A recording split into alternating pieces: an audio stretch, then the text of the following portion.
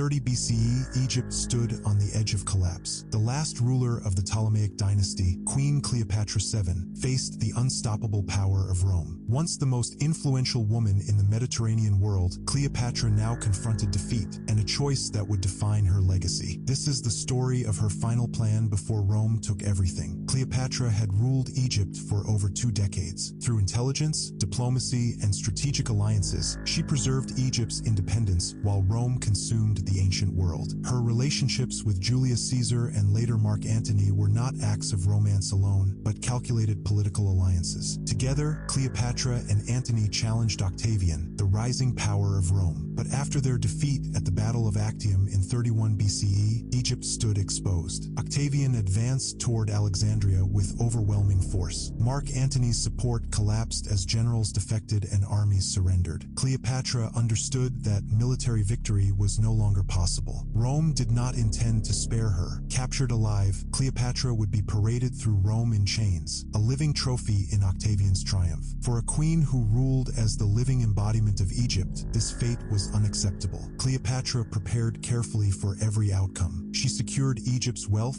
hid royal treasures, and attempted secret negotiations with Octavian. Her goal was clear: protect her children and preserve Egypt's royal legacy, even if she herself could not rule. She also staged misinformation. At one point, false reports of her death were spread, a calculated move to observe Roman reactions and test Antony's loyalty. This deception triggered Antony's suicide, leaving Cleopatra alone to face Rome. Octavian entered Alexandria as a conqueror. Cleopatra met him not as a defeated prisoner, but as a queen, dressed in royal garments, speaking calmly and strategically. She attempted to persuade Octavian to rule Egypt through her children, especially Caesarion, believed to be Julius Caesar's son. Octavian listened, but he had already decided Egypt's fate. Cleopatra was too dangerous to leave alive. With Rome preparing to seize Egypt and eliminate her heirs, Cleopatra made her final decision. Ancient sources suggest she arranged her death in advance, possibly using poison or an ASP, the sacred cobra of Egypt. Her choice was not an act of despair, but of control. By choosing her own death, Cleopatra denied Rome the satisfaction of humiliating her. She would die as a queen, not as a captive.